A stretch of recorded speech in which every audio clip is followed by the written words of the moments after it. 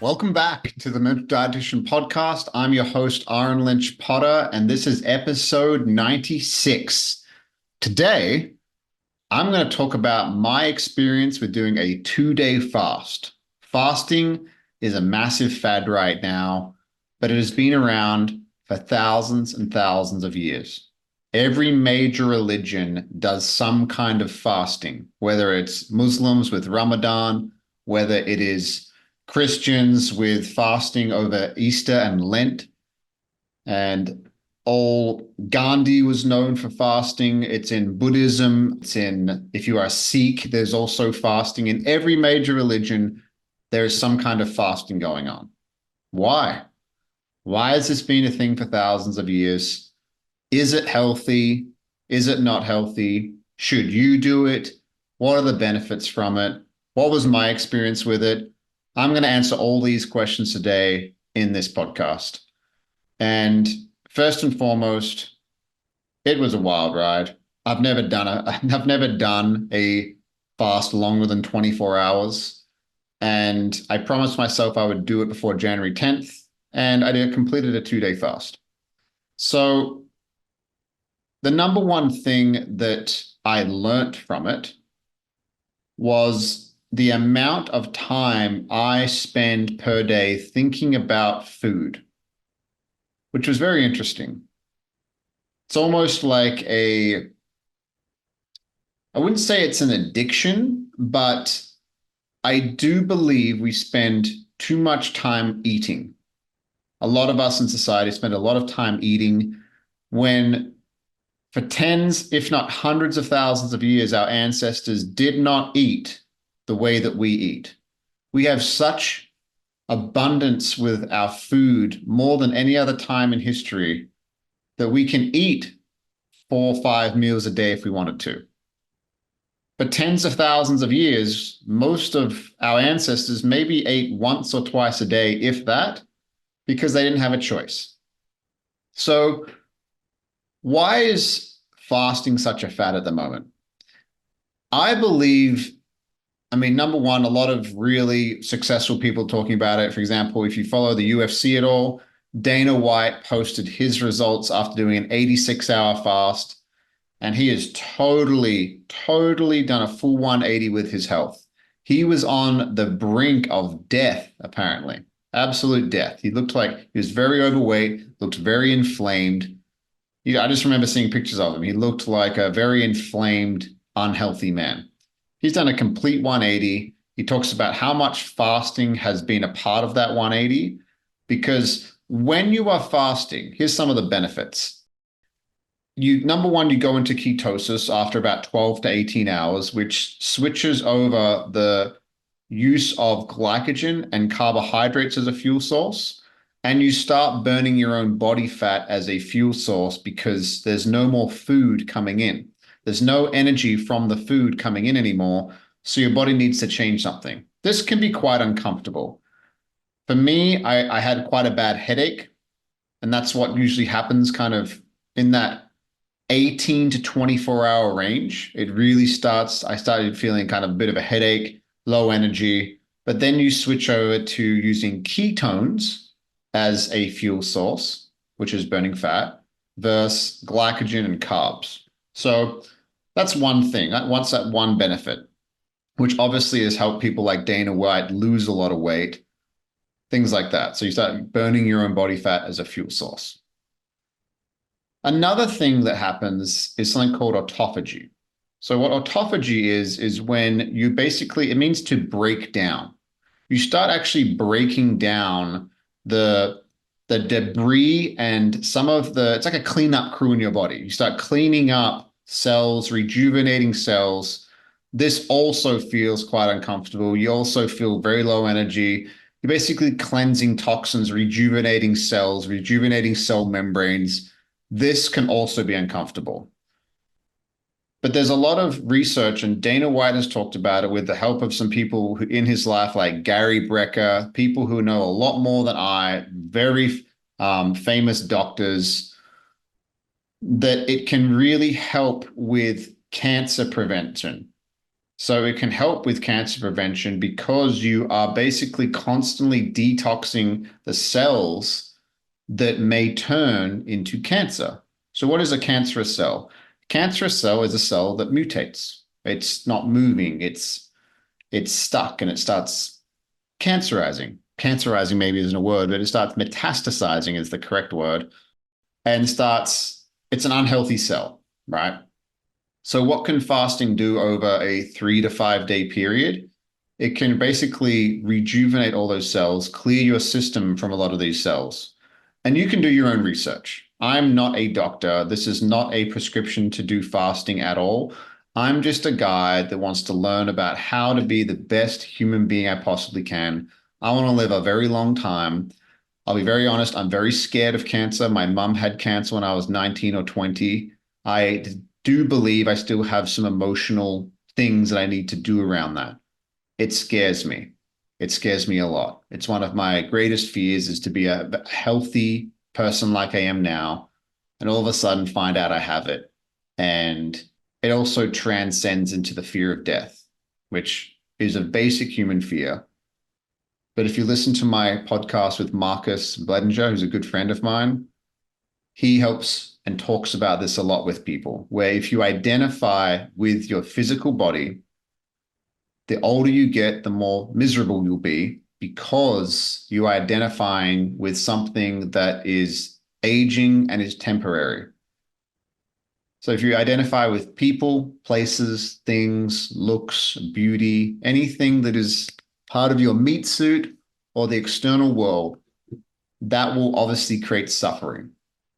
And therefore, those things are always temporary and those things always end. But if you identify with your soul and the loving awareness which you are, because all you are is the awareness of right now. That's all we are. We are the awareness that is listening to this right now. So that's pretty, I just got pretty deep here. But I'm still not there yet. I'm still very scared of diseases because I want to live a long, wonderful life. I want to be here for a long time. It's not necessarily up to me. I can do things under my control, which like fasting, things like that, which is why I'm doing it, which is why I'm sharing it. But you never know. You never ever know. And that is something that does scare me. It scares me a lot. Anyway, just wanted to share that because a lot of people have been affected by that. And when I did find out about that fasting can help with that as a preventative measure because it helps clear out your system, and I would research it yourself. I know that it can be a sensitive subject. A lot of us have been affected by it. And I am no means saying that fasting is a cure for anything, especially cancer. What I am saying, though, is I do believe there are lifestyle factors that we can incorporate into our lives, whether it is once a week, once a month, that can help prevent and lessen the likelihood of some of these things happening in our lives. So let me tell you a little bit about my personal experience with the first 48 hours, which I did about 46, 47 hours. So just under 48 hours, but I'm going to say it was 2 days because it basically was. So I got home from jiu-jitsu on Thursday night. My last meal was about 9 p.m. at night, which was quite late, but I was like, okay, I'm going to start a 2 day fast starting Thursday at 9 p.m. So normally I do an 18 and 6 split. What does that mean? I normally fast from about 6 or 7 p.m. the night before, and I don't eat until about 12 or 1 the next day. I have felt that this feels really, really good for me. I feel very clear. My mind is very sharp. I feel good. I don't feel bloated. I just feel good. And I've noticed a lot of fat loss recently. I've lost about 15 pounds in about a month and a bit. Now that's a lot. I also was quite stressed during that time. I didn't eat for about a week. I had a real hard, stressful moment where I took some time off work, but I'm back now. Many lessons learned during that dark week that I went through, which one day I will share, but I'm still integrating, still incorporating, still weaving into the fabric of my life. So not all of that weight loss was necessarily healthy, but I went from about 196 to about 181 where I'm sitting at right now. And I want to bounce back up to between 185, probably about 185 would be a great place to be for me. So bearing that in mind, by about 12 the next day, 12 or 1, my body is used to eating around that time. Another thing I learned is that our bodies are so used to certain patterns that when we don't do those particular patterns, especially around eating food, our body will start telling stories. Our mind will start telling stories. And once again, you are not your thoughts. You can have very intrusive thoughts, very mean thoughts, but you are the watcher of the thoughts. You are the witness. You are not the thoughts. It is like lying on your back on a summer's day when there's clouds in the sky and you're just watching the clouds and they go by. You don't have to zoom up 10,000 feet and hang out in the clouds. Just like another analogy, if you're sitting on the side of a road, a busy highway, your thoughts are like the cars on the highway. And when they are driving by, you don't run out onto the road and try to jump in the car, because if you do jump in the car, you'll end up driving like a maniac and taking this turn, that turn, that turn, and all of a sudden you end up somewhere really strange. When what you can do to center yourself is you can take a big, deep breath in through your nose, out through your mouth, and you can be sitting by the highway again, witnessing the cars drive by. You are not your thoughts. My experience at around 12, 1, 2 p.m. is that got quite active. It's like, you can't do this. Just eat something. You don't want to eat something. Just a lot of like negative testing self-talk where it is my choice whether or not I am in the driver's seat, whether I'm the captain of my ship, or whether or not this scared yet very normal thing going on in my head starts to happen. So I managed to sit through that. I was drinking water at the time. Obviously, that's all I really drank apart from teas. I drank chamomile, jasmine, and peppermint teas because they have no calories at all. They're not going to break my fast at all. By about 8, 9 p.m. that night, it's been about 24 hours, right? So I didn't feel actually too bad. After that initial kind of time between 12 and 2 p.m. the first day when I normally eat, it kind of wore off. It was like, okay, well, I guess we're not eating. Because I told it, we're not eating. We're not eating. Sorry, stomach. Sorry, body. We're not eating. So that night, I didn't feel too bad. So that's Friday night now, right? I woke up the next day. I had 3 coaching clients in a row. So no, that was about 7, 8:30, and 9:30. So I finished at about 10:30. And I was not feeling too bad. I didn't feel too bad at that point. At that point, I was drinking more tea, more water, drank a lot of water. In some of my water, I sprinkled some sea salt and a little bit of apple cider vinegar just for taste, because it kind of gets boring, to be honest. I went to jiu-jitsu for a light roll. I was really contemplating this because I didn't do any exercise on Friday. I was like, I don't want to do too much strenuous activity. I've never been here before. I don't know what this is going to be like. I do not want to hurt myself. I don't want my ego to think that I can do something when maybe I should just relax, slow down, and really be present with myself. But I did choose to go to jiu-jitsu. I only rolled with kids and a few women that were there where obviously I'm physically stronger than them, so I can really focus on technique. I don't have to focus on strength or power to participate with the role. But that's what really hit me. I didn't have the best sleep the night before, which also affected me. But after that jiu-jitsu class, I definitely felt fatigued, that's for sure. I felt a real lack of energy. And this is about, at that point, it's around 12:30. So I'm about 40 hours in. So it's a decent amount of time into this fast. Then I got home. I really didn't have much energy. I really wasn't feeling too good. Then it got okay by around 3 or 4 p.m. Then at around 6 or 7 p.m., I was lying on the couch. I started getting a very bad headache, like a searing headache, like really bad. And I started kind of going in and out of consciousness on the couch. This was quite scary to me because I was at home by myself. Lexi wasn't there. And my brain really started that the cars on the highway, to use that analogy, it was really bad. It's like, you're going to die. You're going to die here on the couch. You've never done this before. What if you're the only person that dies from a 48-hour fast? What if you react differently to this? What if it was just very difficult? It was very difficult to sit with. I didn't want to fall asleep. I felt scared to fall asleep. Basically, I psyched myself out and I scared the shit out of myself. And I had to basically choose. I was planning on doing 60 hours, which was the next morning at around 9 a.m. That's when I was going to break the fast, about 60 hours in. I was about 46, 47 hours in at this point. And I was like, you know what? I don't need to prove anything to anybody. I don't need to, I'm not weak or lesser than, or there's nothing wrong with me for cutting my fast this early. So I did.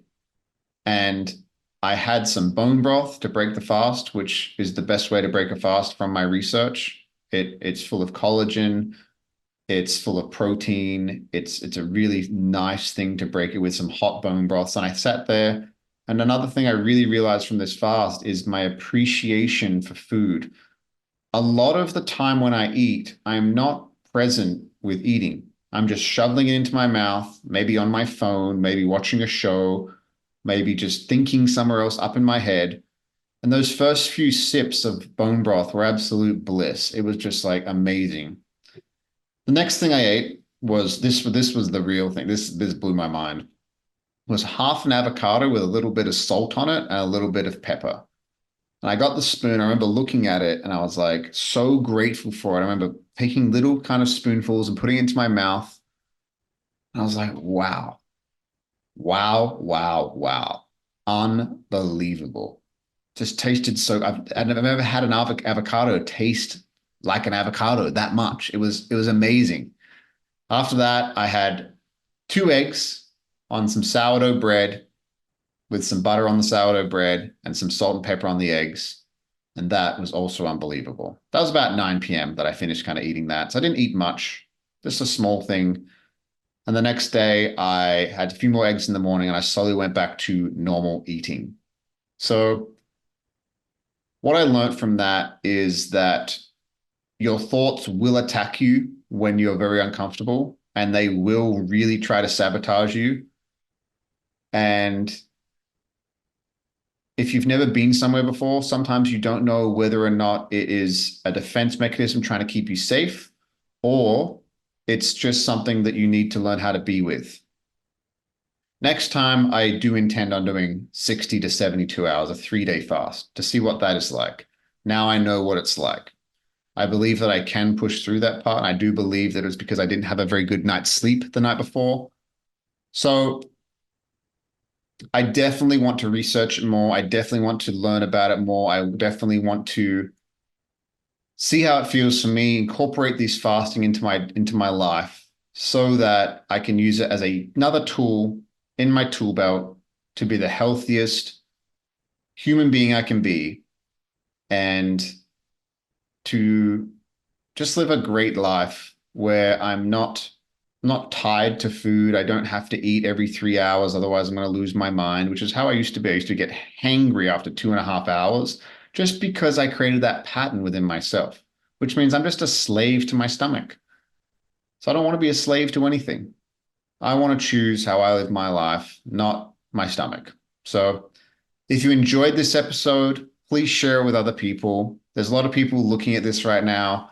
And I think the best way to learn about it, apart from research, obviously, is to listen to people's stories. And if you want to try yourself, go for it. There's no pressure to do a 100-hour fast, an 80-hour fast. Try an 18-hour fast first, then do 24, then do 30, 36, and just play around with it. See what feels good for you because every human being is different. You are an individual. Nobody has ever been you. So play around with it, see what you like. And hopefully this episode helps you add another tool into your tool belt about how to be the best, most optimized, healthy human being you can be. Love you guys. We'll see you next week.